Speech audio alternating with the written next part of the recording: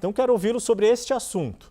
Se o senhor tem alguns nomes já pensados de quais são juristas adequados para serem indicados ao Supremo Tribunal Federal, ou se não os próprios nomes, perfis que o senhor considera mais adequados para serem submetidos à sabatina e aprovação do Senado Federal.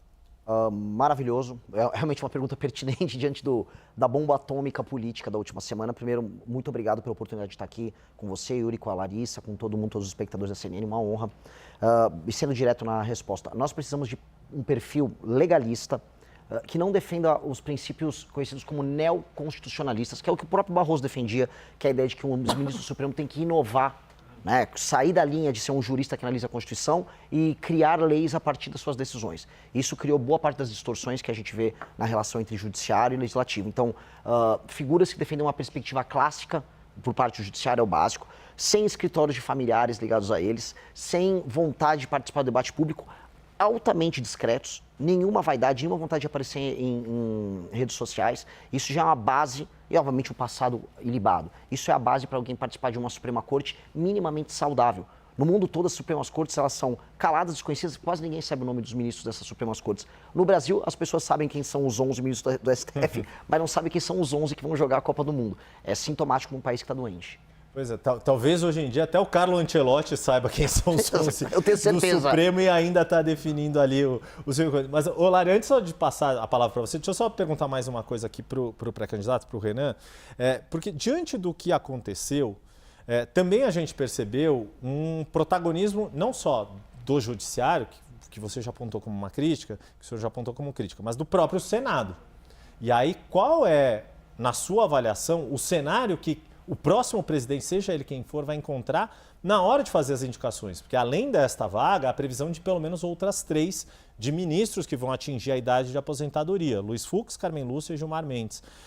Como é que, na sua avaliação, vai ser vai se exigir do futuro presidente articulação política para trilhar um caminho viável para aprovação, porque no fim das contas é disso que se trata, indicar um nome que tenha a viabilidade de ser aprovado pelo Senado que for eleito em outubro deste ano. Yuri, a gente tem uma guerra institucional. É uma guerra institucional entre legislativo e judiciário, pelos motivos mais diversos, e por vezes a gente vê alianças entre eles. O que mais se comenta é uma aliança entre uma parte do STF e parte dos senadores, ontem pela derrubada, anteontem, pela derrubada do Messias, somado também à derrubada da CPI do Banco Master. Tá? A CPI do Banco Master, ela seria na prática um problema para ministros do STF e para membros do Senado. Basta ver que o Alcolumbre ele está envolvido, a começar pelo barrigão dele, com o escândalo do Master. O Alcolumbre é uma figura que tem muito medo dos desdobramentos. Basta ver a questão previdenciária do Amapá. Né? O Amapá comprou, através da sua previdência, títulos nem um pouco limpos do Banco Master. Então, há também nomeações na CVM que envolviam indicações do próprio Alcolumbre. Então, você tem uma relação de tensão e de aliança entre o STF e o Senado. E, na verdade, Poder Executivo, Legislativo e Judiciário, hoje eles estão em conflito nas atribuições, mas unidos na luta pela impunidade. Então é meio paradoxal. Às vezes eles vão se unir e às vezes eles vão se separar. Qual a função do próximo presidente da República? É alguém que tem que ter autoridade e projeto de Brasil. Projeto de Brasil e saber o que quer. Olha, eu vou chegar lá, primeiro dia eu vou enfrentar o crime organizado, eu vou fazer um pacote de reformas fiscais e eu vou diminuir o poder do Centrão. Essa é a minha plataforma. Sei qual é a minha plataforma, sou uma pessoa limpa, aí eu tenho como prerrogativa resolver essa briga institucional entre os poderes.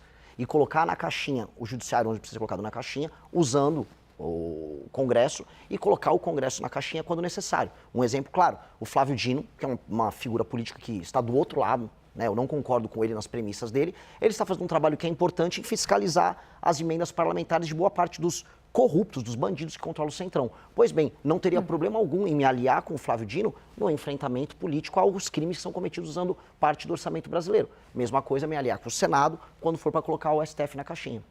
Larissa Rodrigues, o pré-candidato Renan Santos te escuta aqui. Tudo bem, pré-candidato? Boa tarde, obrigada por aceitar nosso convite. O senhor tem uma força muito grande nas redes sociais, né? Muitos seguidores e tem sido o seu principal canal de comunicação com o eleitor. E eu gostaria de saber como o senhor pretende chegar às pessoas que não usam muito esse canal, as pessoas mais velhas, que não têm redes sociais. Como o senhor tem pensado em trabalhar o seu nome, né, para torná-lo mais conhecido no Brasil todo, diante de uma eleição onde cada voto, ao que parece, será essencial? Perfeito, Larissa. Esse é o grande desafio. Eu sou presidente de um partido que foi fundado em novembro do ano passado. É um partido formado majoritariamente por jovens e pessoas que se uniram através das redes sociais para construir uma alternativa para o Brasil. Isso é o meu partido, isso é uma missão. O que nós pudemos fazer até agora? Eu convenci os mais jovens, ou seja, as pessoas que nos acompanham, a nos ouvir e a apoiar o projeto. E aí a pesquisa Atas me coloca já com quase 24% entre o público de 16 a 24 anos, em alguns cenários com 11 a 14, no público de 25 a 35. Ou seja, é uma força muito grande. No recorte homens desse público de 16 a 24, eu estou em primeiro nas pesquisas. Então é um sintoma, isso está funcionando. Quem não me conhece, de fato, as pessoas mais velhas e uma parte importante do público feminino. O que eu já estou fazendo, que está começando a quebrar esse problema, é um trabalho extenuante de rodar o Brasil de carro e passar em todas as cidades que eu puder e em todas as rádios ser sabatinado igual eu estou fazendo aqui na CNN. Então, quando eu vou numa rádio no interior do Maranhão, no interior do Ceará, no interior de Santa Catarina, eu topo ouvir todas as perguntas, sou muito claro, sou muito aberto, sou muito honesto e apresento minhas propostas. É o que acontece. Naquela comunidade, pessoas mais velhas têm o primeiro contato comigo e aí elas vão me seguir nas redes sociais e a gente começa esse ciclo. Então, eu sou muito confiante em ser escrutinado e sabatinado pela imprensa e não importa se a imprensa é um veículo grande nacional como a CNN, como um veículo pequeno numa cidade do interior do Maranhão. Eu acho que respeitar esse papel da imprensa vai fazer com que eu seja conhecido pelos mais velhos e aí eu vou aos poucos quebrando essa barreira. A única coisa que me breca um pouco é eu não sou rico, não tenho o jatinho que os meus concorrentes têm, eu tenho que fazer isso de carro. Então eu furei pneu no Maranhão, é uma aventura meio que um rally, conhecer o interior do Brasil. E aí eu não tenho a mesma velocidade, eu poderia estar alcançando isso se eu tivesse dinheiro há 1, 2 meses atrás, os números que eu bati na Atlas, né? Não sei se o senhor já fez essa contabilidade. Quantos estados já deu para visitar por essa logística? Uns 8, 9. Mas quando eu visito, visitar, por exemplo, Santa Catarina, o Flávio Bolsonaro vai visitar só Florianópolis. Eu rodei de Chapecó a Tubarão e foi só metade de Santa Catarina, eu fiz tudo de carro. Então, Maranhão fiz ele inteiro, né? O estado todo de carro, eu gasto uma semana inteira visitando o estado. A questão da Larissa e a sua resposta me chama a atenção, ou me faz aqui colocar uma outra questão que eu queria ouvi-lo. Como o senhor disse, o Missão é o partido mais novo, mais jovem fundado do Brasil, embora o MBL tenha uma trajetória já de mais de uma década, né? O momento em que o MBL surgiu e se tornou nacionalmente conhecido foi ali no processo de impeachment da então presidente Dilma Rousseff. Tiveram um papel crucial, inclusive com articulação, na época, com o então presidente da Câmara, Eduardo Cunha, que era quem tinha que assinar a abertura do processo, etc. A fundação do partido, ela era essencial para ter uma candidatura como a sua, ou queria entender o que são as semelhanças e diferenças da atuação do MBL com Missão. É claro que a questão ideológica, né, isso é igual, mas o que muda numa atuação de um movimento social, de redes sociais, como o senhor já explicou, e passa a ser no CNPJ partido. Tem uma série de outras questões, obrigações, deveres. E quais são os objetivos do Missão? É crescer igual os demais partidos, no sentido de poder ter acesso a fundo partidário, tempo de campanha na televisão, ter essa participação institucionalizada como os demais partidos?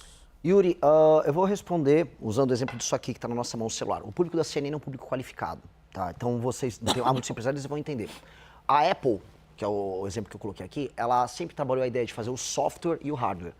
Então, elas fazem o sistema operacional do computador e dos celulares e o celular em si. E quando você coloca o sistema operacional junto com a máquina, o funcionamento é melhor, há uma elegância de design, tudo é melhor para a experiência do usuário.